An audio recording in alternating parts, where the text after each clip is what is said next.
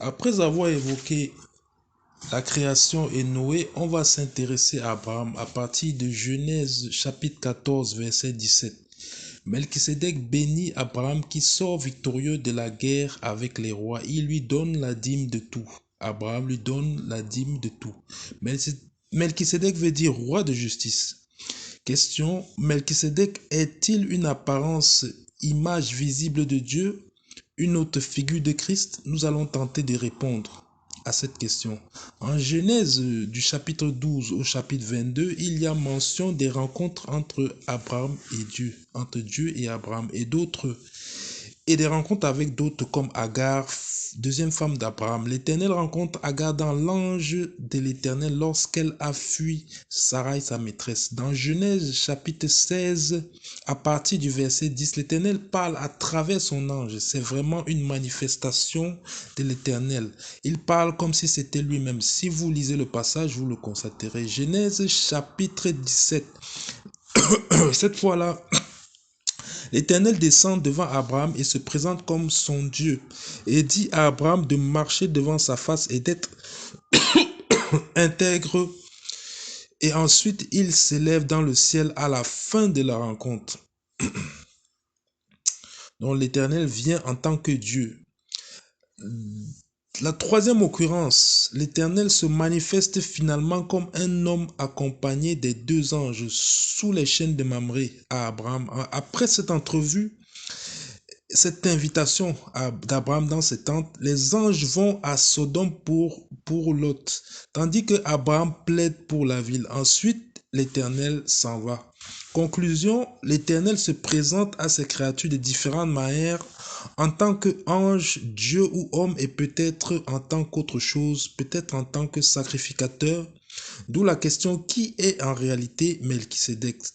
Ce qui est sûr, c'est que quand l'Éternel vient en tant que Dieu en face d'un homme, la personne change. Abraham devient Abraham, père des nations, et Moïse est transfiguré, son visage brille, il ressemble à un ange pour le reste du peuple d'Israël.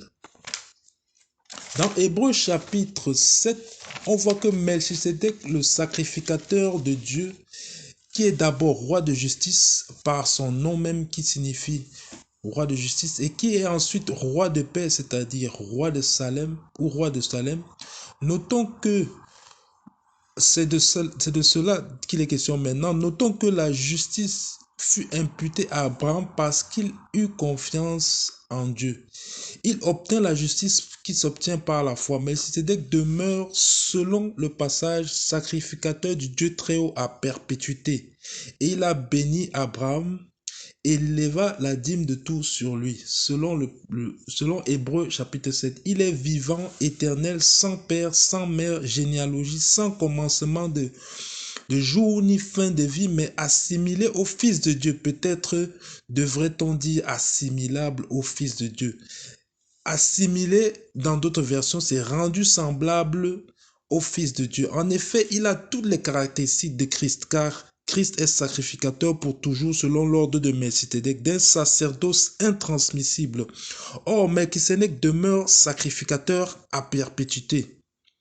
Sans évoquer les autres caractéristiques qui, entre les deux, qui sont identiques, il n'est pas difficile de dire, si vous regardez dans le reste du chapitre, du chapitre 7 du livre des Hébreux, vous allez constater qu'il n'est pas difficile de dire que ce serait une même et unique personne. De plus, Melchisédek, par son nom, est roi de justice à l'époque d'Abraham. En effet, si on fait l'hypothèse qu'il s'agit d'une apparence de Dieu, alors on comprendra pourquoi son nom veut dire roi de justice. Car Dieu a récompensé la foi d'Abraham par la justice lorsqu'il le rencontrait. Il confirma cette justification comme au jour où Abraham a réussi l'épreuve, car il confirma la bénédiction pour lui, sa postérité et toutes les nations. Jésus, le salut de Dieu, le Rédempteur, sera introduit dans le monde comme postérité d'Abraham. De plus, Dieu a dit qu'il multiplierait la postérité d'Abraham comme les étoiles. La postérité d'Abraham en esprit, c'est Christ, et ceux qui ont été justifiés par la foi en Christ. S'ils sont justifiés, cela veut dire que Abraham fut justifié avant eux. En effet, En effet, l'Éternel a fait les promesses à Abraham, le mettant au défi chaque fois d'obéir à ses instructions. Abraham, à chaque fois, fait confiance à Dieu. Il obtient les victoires et il est béni par Melchisédek. Au final, l'Éternel viendra par la suite confirmer cette bénédiction lorsqu'il réussira l'épreuve avec Isaac, il a accepté de donner son fils. Et c'est là qu'il eut la bénédiction pour lui et sa postérité. De plus, Christ a également la qualité de dépositaire et dispensateur de la justice et de la paix. Puisque c'est cela qu'il est question, roi de justice et roi de paix. Roi de justice d'abord pour Melchisédek et ensuite roi de paix. En effet, dans Ésaïe, on voit que Ésaïe a dit avant Jésus-Christ, en prophétisant sur le Seigneur, on l'appellera prince de la paix. Donné ceci, c'est dans chapitre 9 d'Ésaïe, verset 5. À la fin du verset, il écrit, on l'appellera prince de la paix, donné à l'empire de l'accroissement et une paix sans fin au trône de David et à son royaume, l'affermir et le soutenir par le droit et la justice dès maintenant et à toujours. C'est cela que fera le zèle de l'Éternel des armées. Voilà ce que fera le zèle de l'Éternel des armées. Ce que l'on sait jusque-là, cependant, c'est que la justice a commencé à être dispensée à Abraham, notamment au temps de Melchisédek, d'où son nom de roi de justice. D'où le nom de Melchisédek de roi de justice. Or, Jésus vient accomplir ou compléter cet objectif de justifier Israël, les nations, la postérité d'Abraham. Melchisédek est donc précurseur de Christ. Mais on peut aller au-delà et dire que Melchisédek, en tant que roi de paix, ne peut pas correspondre à Jésus-Christ, car c'est Christ qui réalise l'objectif de paix. C'est-à-dire, quand on dit paix, on pense aussi à médiation entre Dieu et les hommes. Puisque la paix sous l'alliance, selon la loi, est éphémère, car le sang des brebis expie les péchés d'aujourd'hui ou d'une saison, donc offre une paix non durable. Ce sacerdoce a été remplacé, changé pour cette raison par un meilleur et qui mène vers la perfection et l'accomplissement du dessein de Dieu, ce qui est apporter une paix sans fin, comme il a été écrit dans Ésaïe chapitre 9.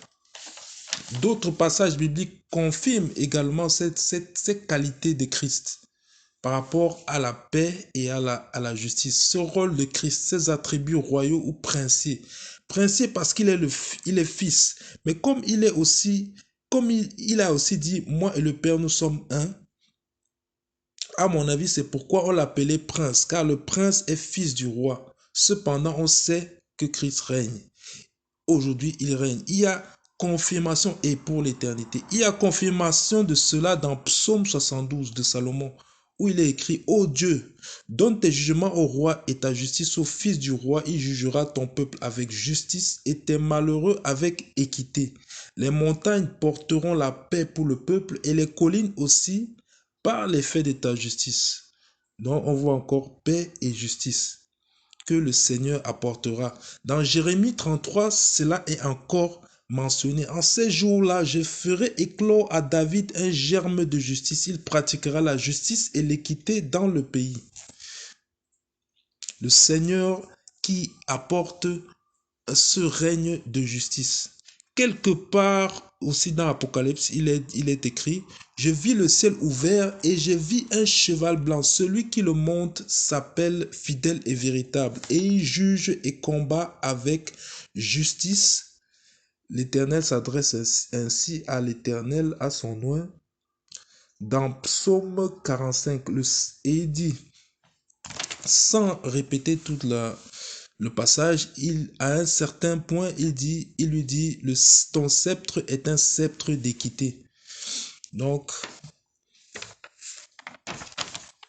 tout ceci pour confirmer la justice, pour confirmer que pour que chacun puisse faire sa conclusion et pour que chacun puisse méditer et comprendre et faire sa propre conclusion. Bon, pour moi, la conclusion est toute faite. que Christ est venu accomplir ce qui avait été commencé très longtemps avant par Melchisedec, qui a été appelé roi de justice d'abord à cause de la justice qu'il a commencé avec Abraham selon la foi et qui a été poursuivi, qui a été accompli par Christ, qui est accompli par Christ, par la foi en Christ. Et, et, et Melchisedec a aussi été qualifié de roi de paix par la suite. Mais quelle suite? La seule suite qu'on connaît, c'est la suite c'est la suite avec la venue de Christ en chair qui a accompli cette promesse de faire la paix entre Dieu et ses créatures. Que Dieu puisse vous bénir, que Dieu me bénisse au nom puissant de Jésus-Christ. Amen.